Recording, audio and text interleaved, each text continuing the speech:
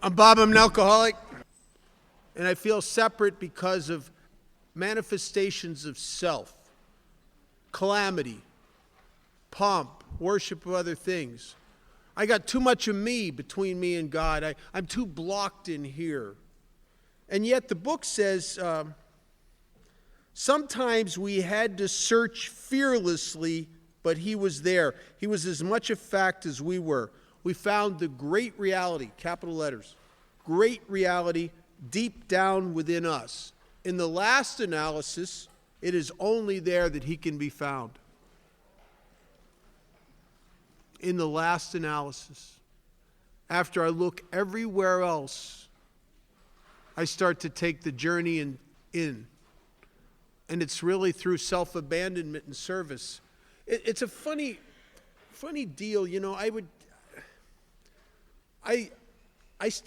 came to Alcoholics Anonymous, and for my first 4 years, I made some stabs at the steps. You know, I did the 40-page inventory where all your things you're ashamed of and all your deep, dark secrets. And I came back a couple years later, and I did the one out of the 12 steps and 12 traditions, answering the 30-some questions and writing a page about each of the 7 deadly sins. And I made some amends, the ones that were glaring, that were right in my face, and I was doing a lot of service. But I was still very much disconnected from God, because I hadn't really done the work that in the book that is designed to reduce me enough to access God. I was still blocked. I was stuck. And what does that feel like, to be stuck? Well, I started getting feelings that I don't fit in AA. And it didn't appear like I don't fit. It appeared like you people were real sick and I'd grown above you. I became very serious. Seriousness is symptomatic of self-obsession. People who are running the show and playing God and trying to control everything and wrapped up in themselves, there's no joy there. There's no humor. The word humor and the word humility come from the same root word, humus, meaning earth. There was no humor in my... Matter of fact, I had a guy accuse me after being at a meeting and going on some sort of self-righteous rant. He accused me of having my sense of humor surgically removed. I went, in my first 4 years of sobriety, I went through 9 jobs in 4 years. 9 jobs in 4 years. That speaks volumes of untreated alcoholism. I'm always the guy that's leaving. And I finally went back at a little over 4 years sober, and I by this time I'd been to a Joe and Charlie seminar. By this time, I had actually taken a sponsee through the steps out of the book, and I hadn't done that yet. And I'll tell you, that is a great experience. The Hindus have a saying that the student doesn't learn the lesson until he becomes the teacher. I learned how to take a 4-step, helping a guy take a 4-step before I had ever taken a 4-step. It became, looking at it for him, made it clarify in a way that it would never have clarified looking at it for me. Isn't that odd? Because when I'm looking at it for me, I'm blocking myself. And so I went back through the process, and when it says sometimes we had to search fearlessly, it's the same words that they use in the 4-step, fearless and searching. And isn't it odd? It's not after step 3. It's not in the 3rd step promises. There's some great promises, but it's not there that it says that we begin to feel the nearness of our Creator. We begin to have a spiritual experience. That is after step 5. In the 5th step promises on page 75, that's where we're told that now we'll have begun to have a spiritual... So now we're moving from faith into consciousness. Now our relationship with God is becoming experiential rather than faith-based or experiential, or faith-based, or it's becoming experiential. It's starting to become real. We're moving closer to God because we're getting ourselves out of the way. And in the last analysis, in those first 4 years, I looked for, wasn't conscious of it, but I looked for power. I looked for power in new jobs. I looked for power in service positions and acquiring more sponsees. I looked for power in money. Looked for power in sex. I looked for power in love. I looked for power in prestige. I looked for validation and power everywhere and came up vacant. I could find little things that would seem to give me an illusion of power, and then the shine would wear off of it, and nothing. And then, when I was a little over 4 years sober, I started this journey. One of the turning point in Alcoholics Anonymous, the pivoting point, is in a decision in step 3. I think that most of us have 2 problems with step 3. Step 1 and step 2.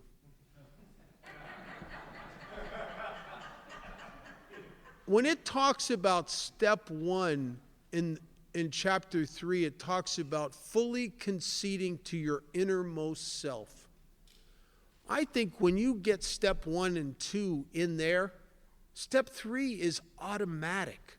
If the word decision in step 3, made a decision, comes from a Latin word scisere, meaning to cut. It's the same root word as the word for scissors and the word for incision. When a surgeon makes an incision, he cuts into a patient. When you make a decision, you cut away the alternatives. And if the ABCs, which is just an extrapolation, the essence of step 1 and step 2, are true, and you get that they're true in your innermost self, that A, you're alcoholic. And that is a whole story in itself, that you're alcoholic, a hopeless condition of mind and body, that you're alcoholic, and you cannot manage your own life. And step 1 for me and for a lot of us is misinterpreted. I thought step 1, I said, we admitted we are powerless over alcohol, and as a consequence of that, when I'm drinking, my life is unmanageable. I got to tell you something. I had to have a second surrender here and be confronted with the painful realization that sober, going to meetings with good intentions, trying to be a good guy, that my life is still unmanageable. That I suffered from a delusion that it talks about in chapter 5. And as long as I'm in the grip of this delusion, I have no chance of ever being comfortable and happy here.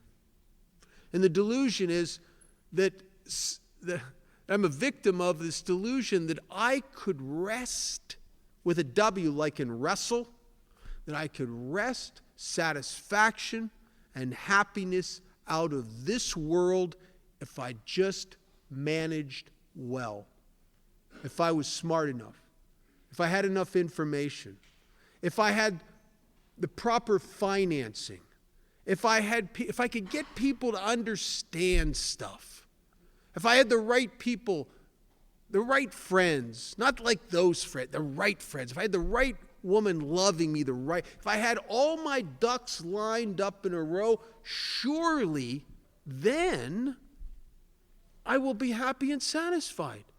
I believe that at the core of my being. And even if after years in AA, and I would intellectually understand that was true, watch my feet and watch my actions, and you would see the actions of someone who still believes that if they work hard, if they maneuver, manipulate, connive, that they could wrest satisfaction and happiness out of this world by their own actions.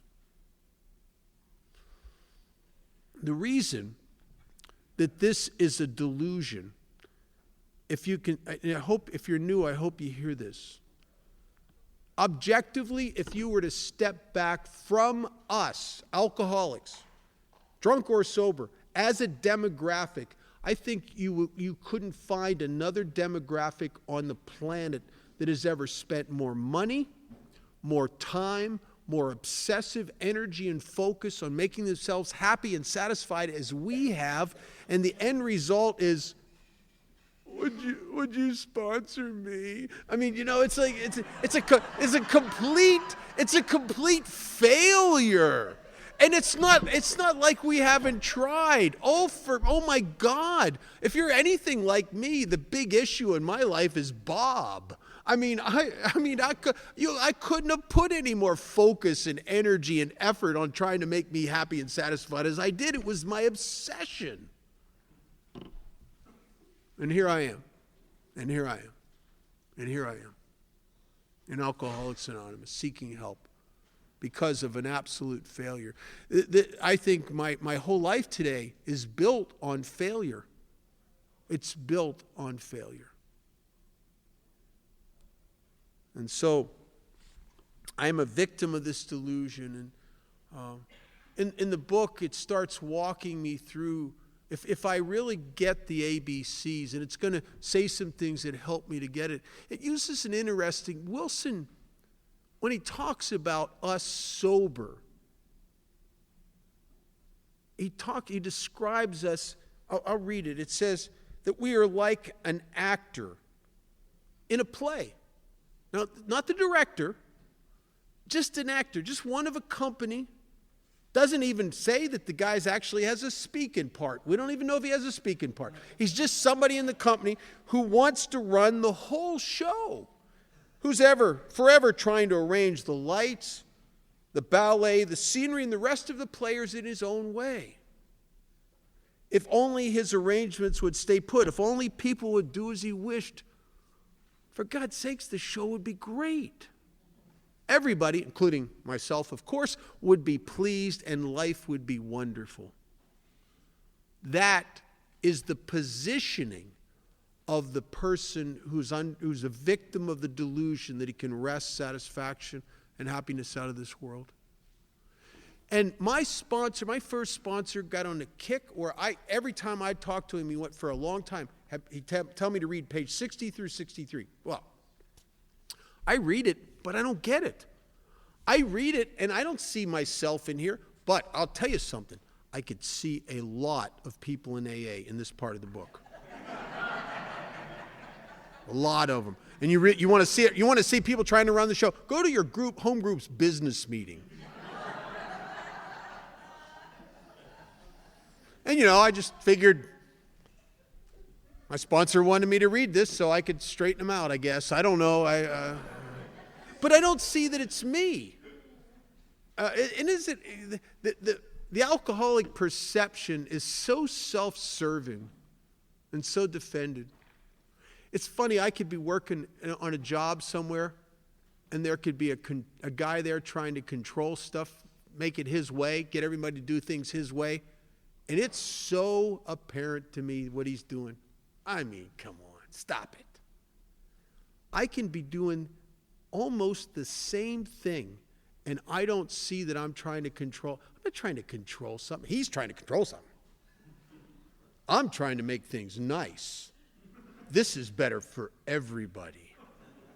Did you ever notice? To really get good selfishness going on, you got to make it global, right? You got it's going to help everybody. It's for the good. It's for the good of the species.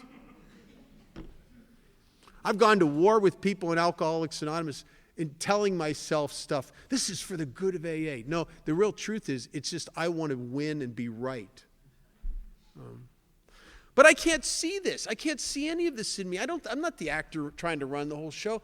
And then I had a day, and there's something magical about the pain that you reap being who you are when it comes up against the spiritual principles and actions of Alcoholics Anonymous. And I'm having one of those kind of days. I got up in the morning, and some of you may relate to this. Do you ever get up in the morning and there's just kind of a little bit of an edge in you? Just a little bit of apprehension. Just, like a vague feeling that some bad crap might happen today. So you better watch for it. and I go to work, and it's one of those days where I was working in a retail store at that time, and pallets of merchandise had been delivered, and the shelves have to be restructured, and everything has to be priced and put up and put away. Everything has to be dealt with. Well, I work with two other guys, and they're idiots. They're standing up at the cash register drinking coffee and telling jokes, and I'm on the floor busting my butt I'm the only one here that cares. I'm working, and they're up there just doing nothing. And I'm just glaring. I don't say nothing, but I'm just glaring at him. The boss comes in, the owner comes in, and he's having a cup of coffee with the two slackers up there that are doing nothing, and he doesn't even appreciate, I've been killing myself back here. I don't say nothing, but it's like a spring in the pit of my stomach that just everything I'm noticing just tightens it up a little bit more. I finally, at the end of the day, I get off work, get out of there, get away from those people. I'm the secretary of a rush hour meeting, and I'm meeting a new guy there, so I'm kind of in a hurry. I got to beat him there. And I stop at the grocery store because I had to get some styrofoam cups. I get a pack of styrofoam cups, and I get in that 12 items or less line behind a woman with 15 items.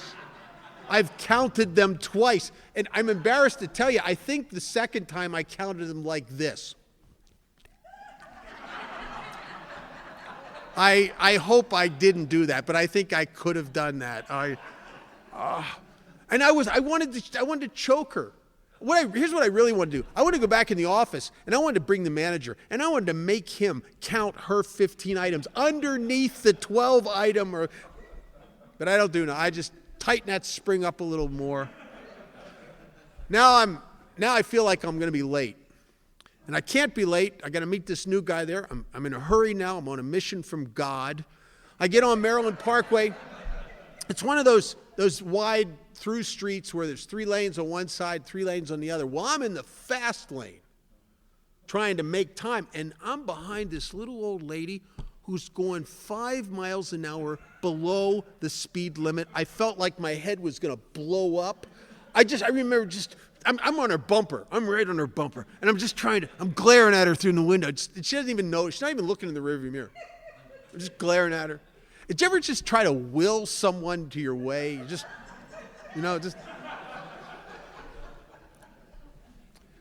She's just oblivious. And there was one point I just had this crazy thought. It didn't seem crazy at the time, though. And I didn't act on it. The thought was, I'm going to floor it. I'm going to drive us both into oncoming traffic. We'll probably be killed, but she would see. And I don't do anything. I just tighten that spring up a little bit more. I get to the meeting, and my new guy is already there, and he's sitting in the back of the room. I get up here. I have the bag with all the literature. I have to lay the literature out. I can lay some literature out. Oh no, it's impressive. I get everything. Just I have this. It's very cool. Got the new guy sitting right up front. I'm waiting patiently for the right chairman and co-chairman. The two guys that are going to bring my newcomer the message of Alcoholics Anonymous he needs to hear. Change his life. Get the perfect guy. I said to the one guy that's co-chair, and I said, let's not read chapter 5. We've got a new guy here. Let's read chapter 3, more about alcoholism. The guy says, yeah, sure, whatever. The meeting starts. They're reading chapter 3. I'm watching my new guy, picturing him getting a year mentioning my name.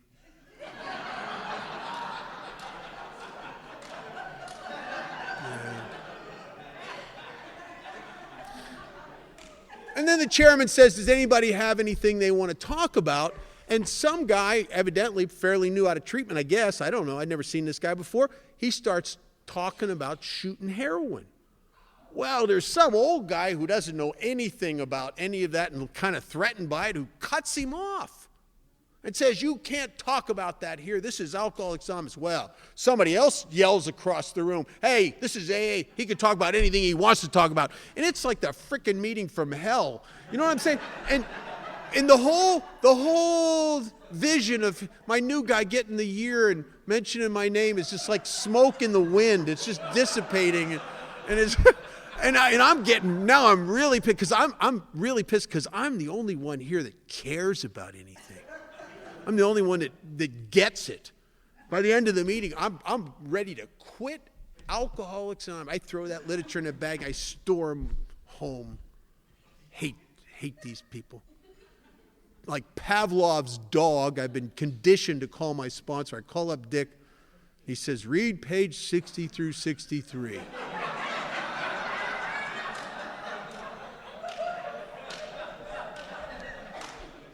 And I get to the bottom of page 60, and here's what I find.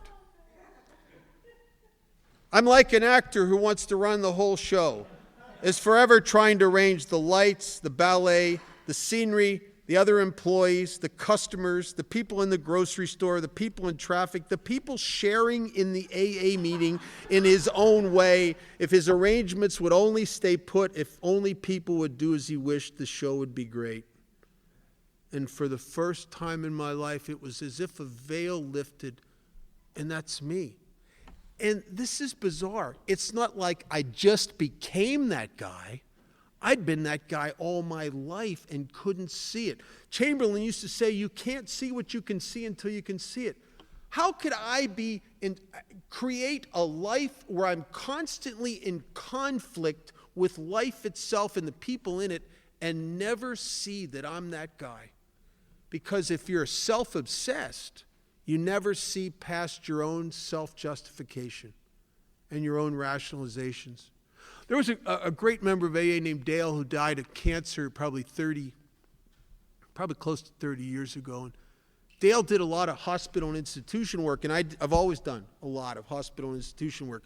And because of that, Dale was not, he didn't warm up to a lot of people. He kind of had the mannerisms of a grumpy guy, but he would laugh. He was always laughing a lot, even though he'd be kind of grumpy at the same time. He's an interesting character. But he liked me because I did a lot of service in AA. And so he came up to me one day and he said something. He said, listen, kid, I'm going to tell you a couple things, and if you buy it, it's going to save you a lot of pain and a lot of grief. He said to me, I want you to understand that if you're explaining something, if you're defending something, if you're justifying something or rationalizing something, kid, I want you to understand you're wrong, because you never have to explain, defend, justify, or rationalize what's right. I've never forgot that. I'll tell you something. In the 30 probably years since he told me that, I have not found an exception to that.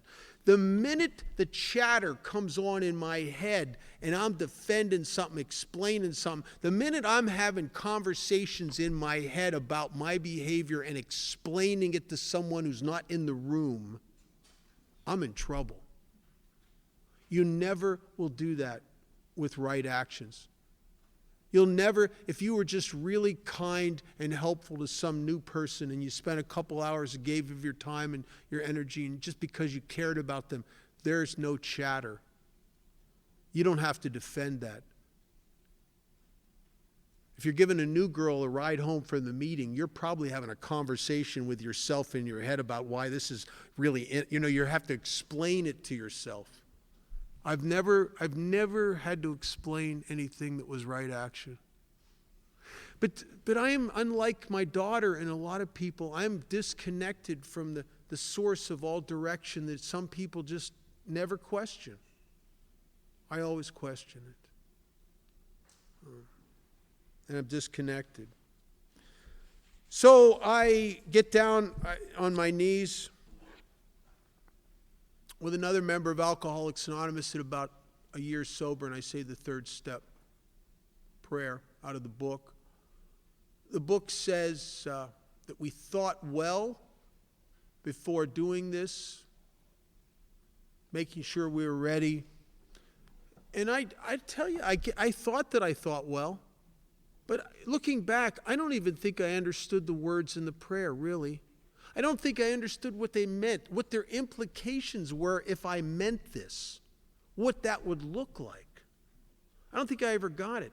I mean, I got some stuff. I remember Joe, when I was brand new, a guy, confronted me about the third step, and I told him I didn't believe in God yet. I hadn't broken through the God resistance and the God barrier. I hadn't come to believe yet. And I told this guy, Joe, I said, I can't take the third step because I don't believe in God. And Joe said to me, you don't have to believe in God to take step 3. And I said, well, that's what it implies. And he said, listen, kid, trust me. And he said, I'll tell you what, if you'll turn your will and your life over to this chair, and he points to a chair in the Atlanta Club, he said, I guarantee you an instantaneous miracle. So I said to Joe, okay, I turned my will and my life over to the chair. And Joe gets a big smile and says, well, the miracle is your life's no longer in the hands of an idiot. And I got that. I got that. I get that. But when I said the third step prayer later on my knees at about a year sober, I don't think I really understood what I was saying to God. Look at this, what it says. It says, God, I offer myself to thee, to you, for you to build with me. That means my growth, my future, my finances, my love life. That means everything that occurs and develops from now on in my life is none of my business. For you to build with me and for you to do with me as you will, not as I will, as you will. Matter of fact, it's a surrender of the will. It's a decision that I'm not going to have a way here, God. I want your way. I want to try to make my life none of my business and just go with whatever direction I can get from you. I don't know that it's doing that. I don't know I'm even saying it. Because if you would have said, make your life none of your business, I would have thought, well, no, I can't do that. And because I can't, how does a self-focused, self-absorbed, self-concerned, self-obsessed person who wonders about, worries about, thinks about themselves continually, and if they ever do think about someone else, it's because that someone else has something to do with them. How does that person stop that? You can't. A mind that is enveloped in itself cannot move self out of the center. It says that in the book. It says we can't wish this selfishness away any more than alcohol. We had to have God's help. And so I'm asking him in this prayer to relieve me of the bondage of self. And I think bondage is a good word because I am shackled and hostage and I'm not free. I'm shackled to my own obsessive self-involvement. It's where all the neurosis comes from. It's where all the worry, where you just screw yourself in with fear and worry into the ground. It's where the separation comes from. Self-focused, self-obsessed, self-absorbed people like me, it's no wonder we go through life feeling disconnected from the world. Like I feel like I don't fit out here in the world because the truth is I don't live out here in the world. I live up here in this one. Disconnected and disassociated from life itself. I think it's one of the reasons that untreated alcoholism is such a lonely business for some of us. We sweep it under the rug, but the truth is I go through life and I'm sober, but I can't get connected to you the way you seem to be easily connected to each other. I don't know why. I try, and it's an awkwardness about me. Because I'm in the bondage of self. So I'm asking God to relieve me of the bondage of self that I may better do his will. And if he'll take away my difficulties so that victory over them would bear witness to those I would help, of thy power, thy love, thy way of life, may I do thy will always. I didn't understand that last line for probably 10 years. I said, from a year sober, I started saying this prayer every single morning as part of my wake-up routine. Every morning. I'd get down on my knees, I'd say the third step prayer, and a lot of mornings I'd get up off my knees, and within 10 minutes, I'm up in my head running the universe, right? And reaping the anxiety of that, the worry, the concern, and I can't stop it. Because the third step is not an arrival point. It's a starting point.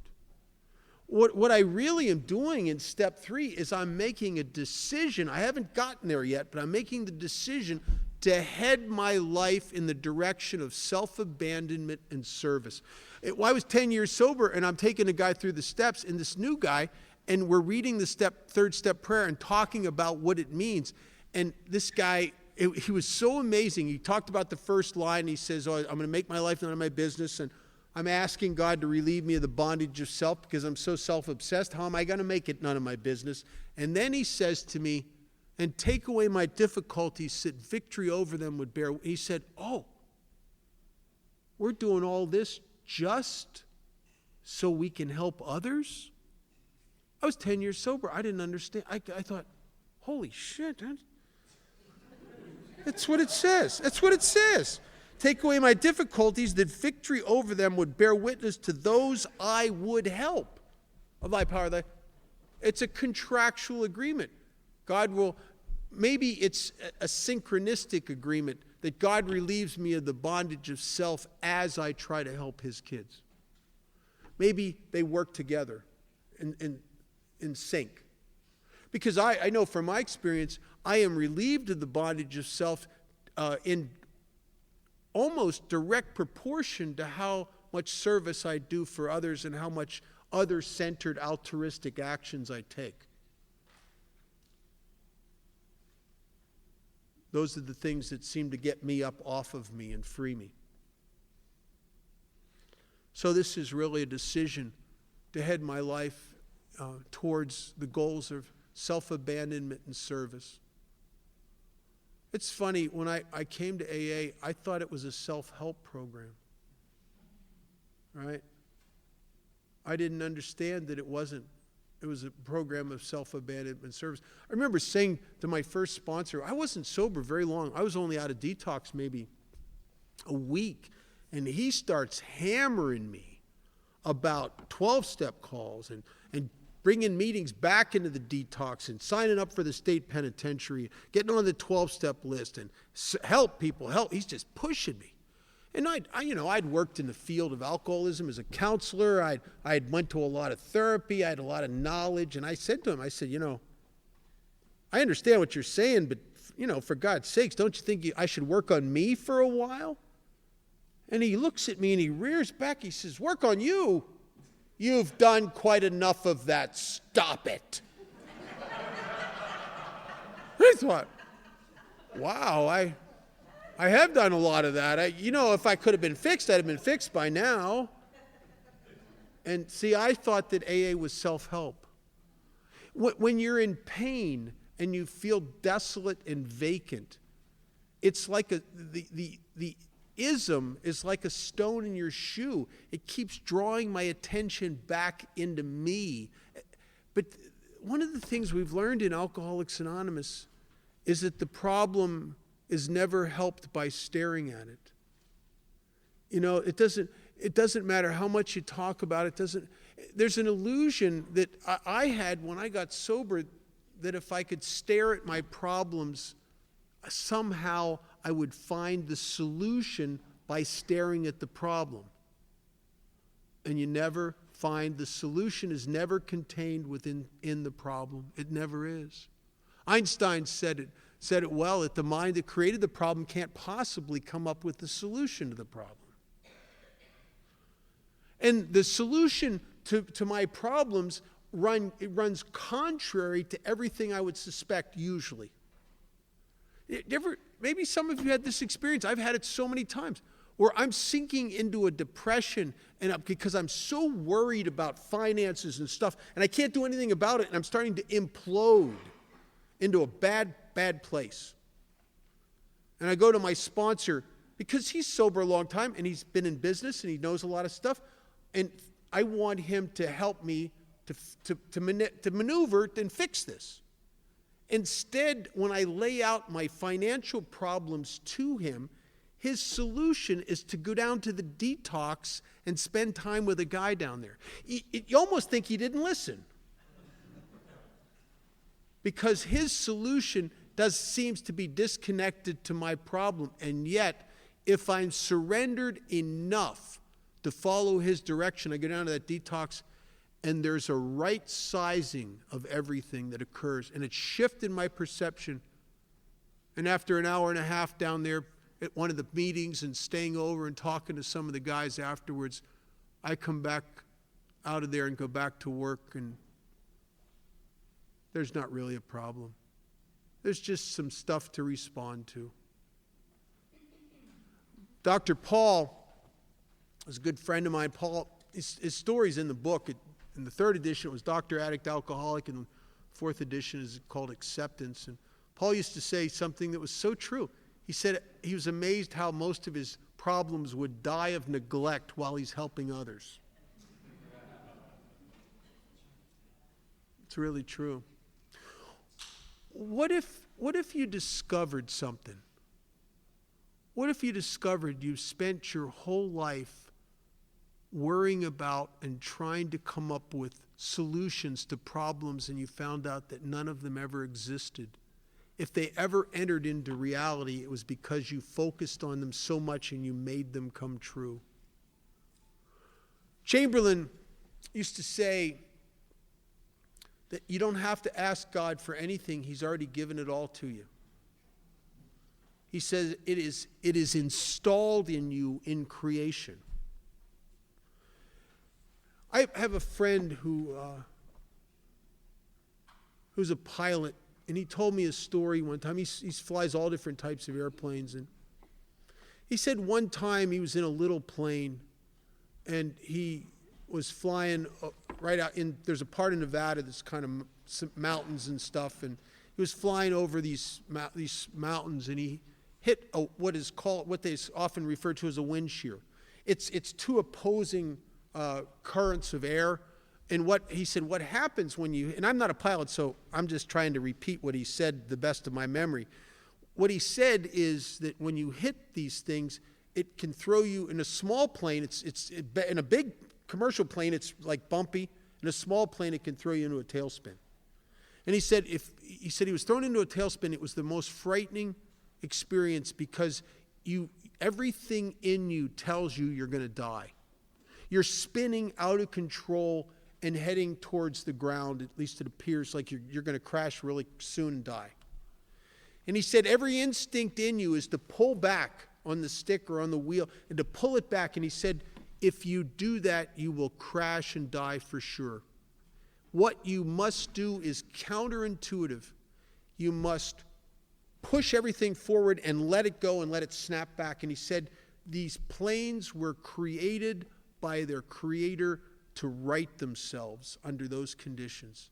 And he said if you do that, it just goes and rights itself. And as he told me that story, I thought, what if my creator has made me that way, only I keep pulling back on the stick when I should be letting go of it?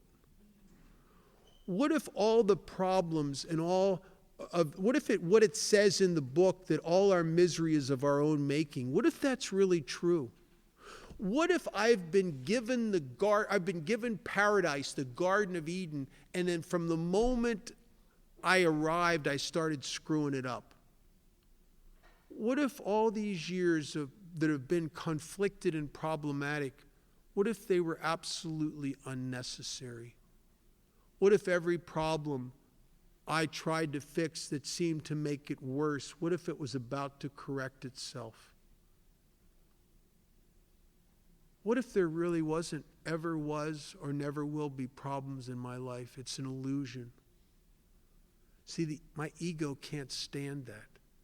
Because if it doesn't have problems to maneuver and finger and monkey with, if it doesn't have a problem and something to worry about, it has nothing to do, and it recedes into obscurity, and it hates that. It clamors for an illusion or a sense of power. All my ego ever wants to do is play God. That's what it says in the third step. First of all, we had to quit playing God. It didn't work. How do you play God? Well, I go up into the control center where I run the universe. It's kind of like the bridge of the Starship Enterprise. I got the screens. I got the one little voice that's analyzing everything. I got the other voice that's a little hysterical. I got the one voice that no matter what, the Klingons could be attacking, and no matter what's going on, it's always saying, well, a drink would be nice. Doesn't matter. I'm firing photon torpedoes at things. Do you ever go to your home group and just people sharing and you just like to blow them up?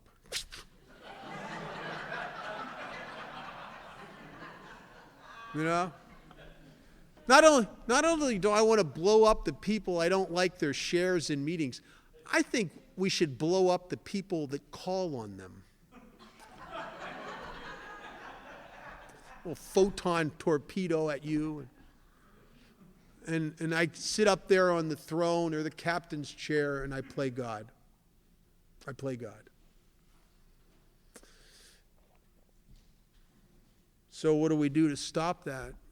You know, I get down on my knees every morning and I say the third step prayer and I get up off my knees and I'm running the universe again. And I'm playing God. And the book says something very interesting on the bottom of page 63. It says, this is right coming off your knees after saying the third step prayer. It says, next, we launched out on a course of vigorous action, the first step of which is a personal house cleaning, which many of us never attempted. Though our decision, step 3, though our decision was a vital and crucial step, it could have little permanent effect unless at once, for me was almost 4 years, unless at once followed by a strenuous effort to face and be rid of the things in ourselves that are blocking us. To have untreated alcoholism, you feel like you're stuck. I can say the third step prayer with absolute, honest, genuine intention. I get it. I'm not stupid. I know my life will be better in God's hands. I want to give God my life. The problem is I can't. I'm blocked. I'm not only blocked from carrying out the decision in step 3, I'm blocked from God himself. When people in AA talk about the deep down in us, this consciousness, this still small voice, I don't have that. And I'm blocked from you. That's why alcoholism is such a lonely business. I got too much of me between me and you, too much of me between me and God, and I got too much of me between me and the decision in step 3. I really and truly am blocked. Because I haven't done anything except express the intention. But nothing's happened. And then at 4 years sober, I started the journey. I started the journey in the fourth step. By this time, I understood what to do, and I started to do it. And I'll tell you, I've been around. I've read a lot of books. I've been around a lot of types of therapy. A lot of types of spirituality. There is nothing I've ever discovered on this planet more effective for self-reduction and ego reduction than this fourth step as it's outlined in the book. It's amazing. It's amazing.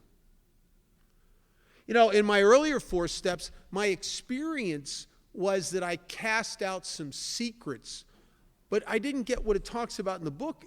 When the process in the book talks about a fact-finding and a fact-facing proposition, the implication is I'm going to find and face some stuff about myself I don't know. It says it's an effort to discover the truth.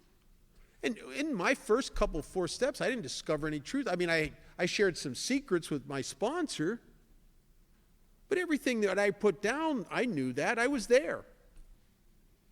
When I did this out of the book, the whole world changed. I've never been the same. I've never been the same.